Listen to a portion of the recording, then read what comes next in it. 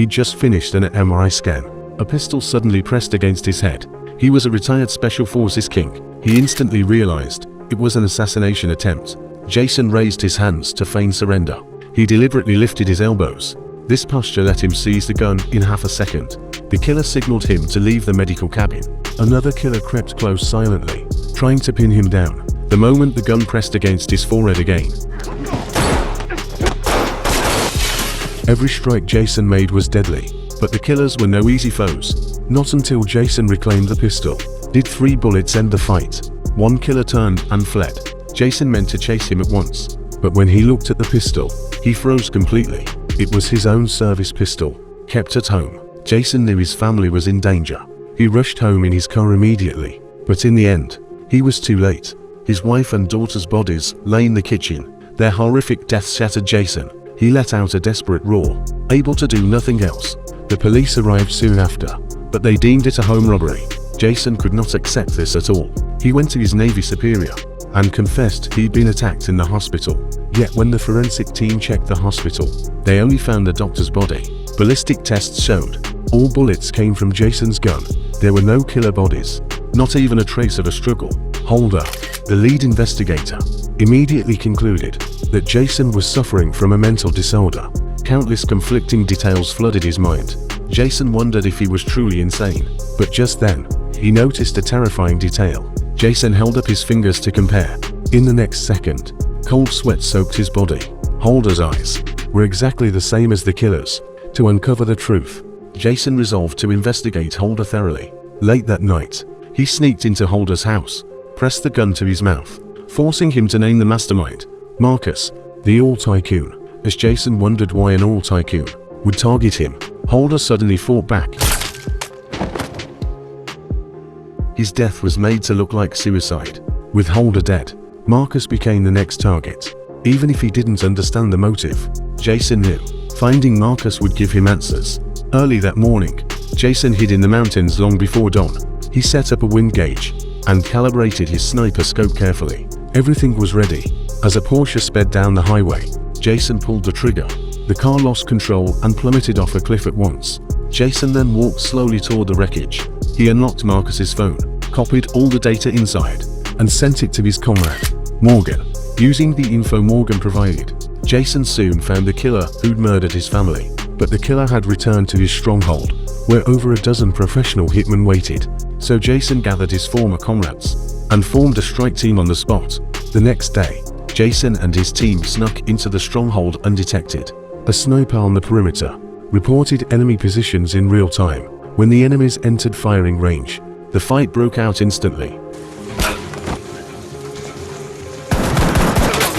Covered by the sniper, Jason burst into a room. Just then, the killer who'd killed his family appeared at last. Jason charged forward and pinned him down. He hung the man from a beam and unleashed his anger with every punch. He pulled out his daughter's favorite axe, ripped the killer open from chest to belly, hung his organs high up, letting him die a slow, painful death. He'd avenged his wife and daughter, but Jason's revenge was far from over.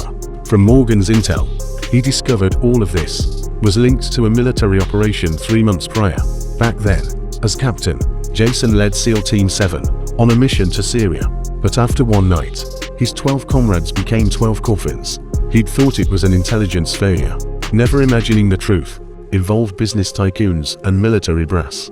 In reality, the entire SEAL Team 7 had been injected with a drug codenamed Road 4895 without their knowledge. The drug boosted human neural reflexes, but also caused brain tumors. Unknowingly, SEAL Team 7 had become lab rats for the military and drug makers.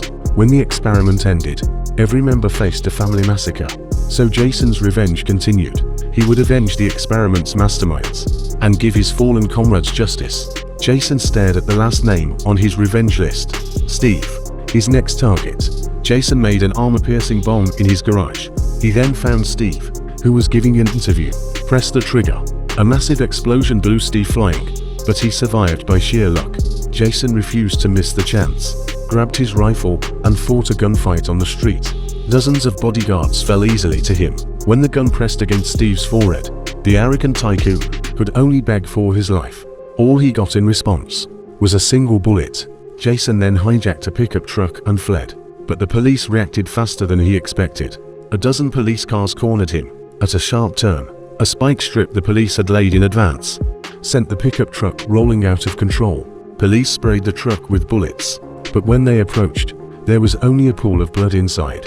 Jason had already fled into the nearby woods. The next day, the military sent SEAL Team 6, with other forces, to hunt Jason down at all costs. The team launched a full search at once, quickly locking onto an unknown heat source in the search area. The team rushed to the marked spot, never noticing Jason was hiding right beneath their feet. Just then, a sudden explosion erupted in thick smoke. Jason struck fast. He didn't attack his former comrades, only snatched a backpack from one of them. Jason soon fled to a mountaintop. Cliffs loomed behind him. He had nowhere to run. Jason aimed at his pursuing comrades.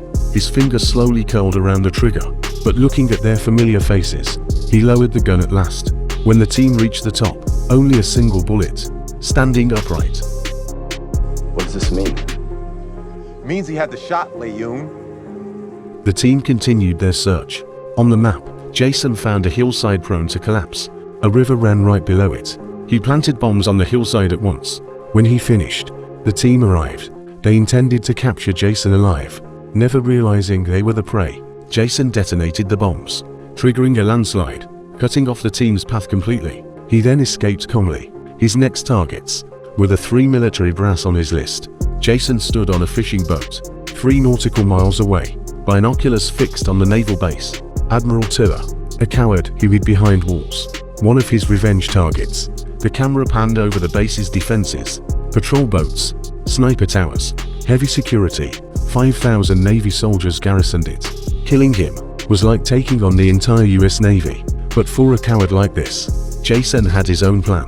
At that moment, a base commander sensed danger coming, suggested a tactical retreat to the Admiral, but the Admiral and the black drill instructor scoffed at Jason.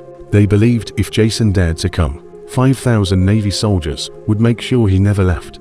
The commander went home alone, eager to move his family abroad at once. But before he could pack his bags, Morgan, disguised as an FBI agent, appeared at his doorstep. The commander's family was taken by force. Jason went to find the black drill instructor alone. The man had once been his mentor, but now, no words were exchanged. They fought at once. He grabbed the instructor's right arm with both hands, exerted all his strength, snapping his joint clean off. Right after, he injected a sedative into the instructor's thigh. When the instructor woke again, he was tied to the beach by Jason. To deal with him, Jason decided to use the rising tide to force a confession. He placed a 400-pound lock on top of the instructor. This instructor had issued the orders to SEAL Team 7. He was also one of Jason's 3 revenge targets.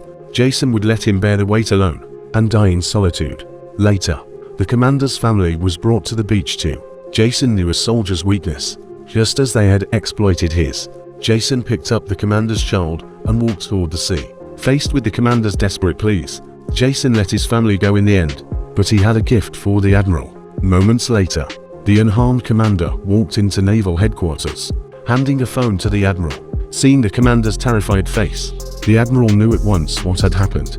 He shouted curses into the phone, blaming Jason for ruining the entire Navy. But in the next second, he was struck with terror. The commander unbuttoned his coat, revealing two claymore mines hidden inside. The Admiral cowered instantly, begging for his life frantically.